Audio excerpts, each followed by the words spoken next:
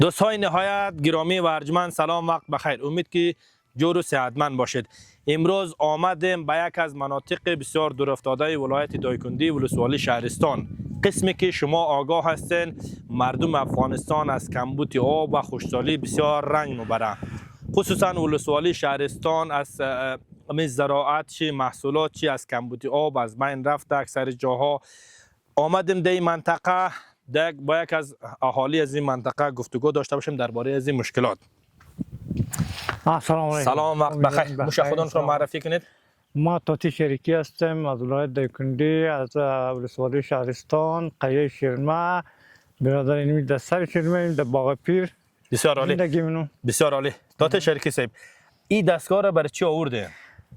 برادر اینجوری نیالاش بین که فقط بین ما اینجوری میخوای که اینجا چابی کنی، برادر میره یکو چمچاو بکنی که نیالا را دمش پس کنی.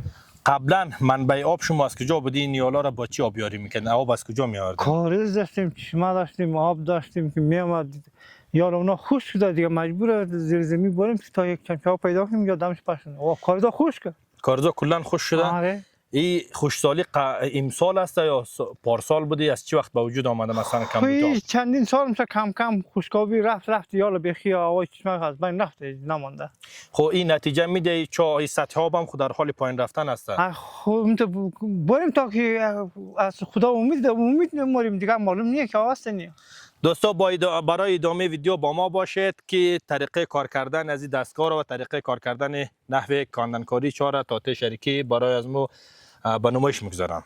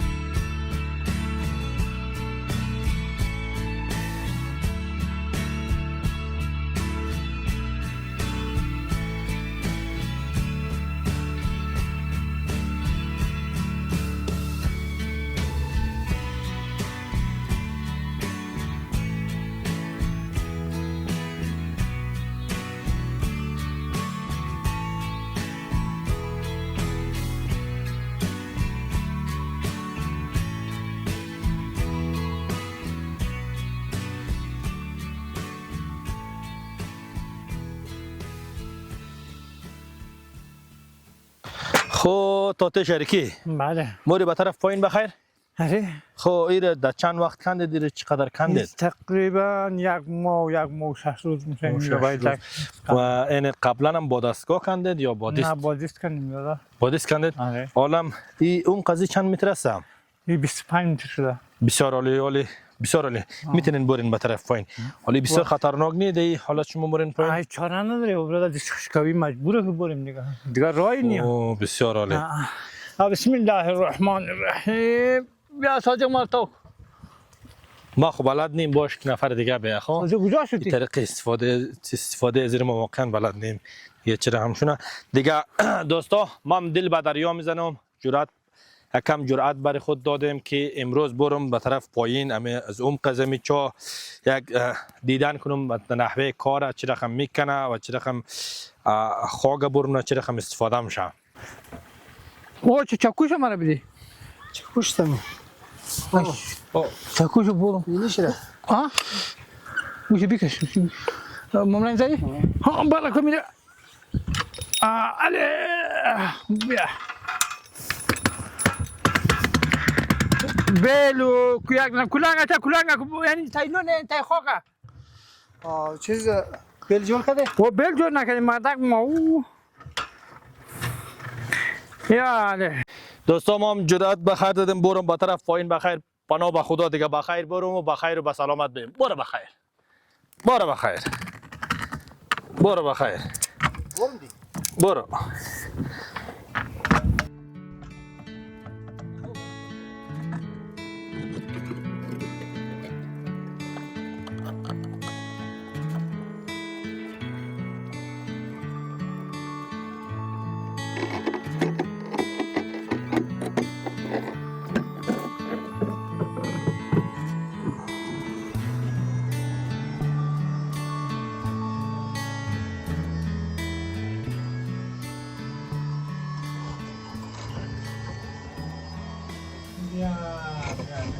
خود هم یا برکلی میکردیم خب برادر اینی شاید خب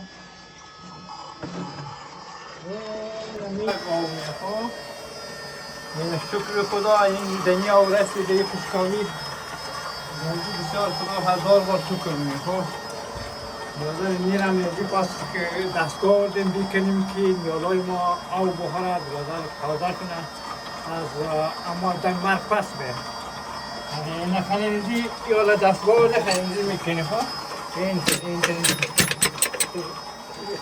کار شما میکنی کفکت که آب بیرون میگرد ها این قسمت بخیر نه دولای خاک کشم نه سربلا او بسیار دوره ای تا که از پایین به شکر ما بخیر از پایین آمدم بسیار راه طولانی بود خطرناک بود کسی که داخل چان رفته باشه برایش واقعا سخته برای من واقعا خیلی سخت بود تا رفتم و پس آمدم دیگه بخیر این قسمت نه دولای خاک میکشه دیگه این شیگاده نه بخیر رسید نه بخیر رسید او چقدر سنگینه ای بچه یک نفرید نموشه تال نمگرده ای الیر سوسکو رو دلای سوسکو بازم سوسکاره بسیار سنگینه او یک نفر بلم تنیره قسمی که میبینید چک خوب او از پایین میایه کار در پایین جریان داره انشاءالله هم نتیجه بده دیگه تمام امیدواری از مردم مناطق دمی است که یک آب باشه تا یک کشت و زراعت از یا به یک نتیجه برسه دیگه بیا پناه به خدا که امسال یک بارندگی کنه دوباره کارزا چشمه ها فعال شنه و نیاز نباشه مردم چا بکنه چون سطح آب زمین سطح آب بسیار پایین ماره هر سال انشاءالله بیا که خیر باشه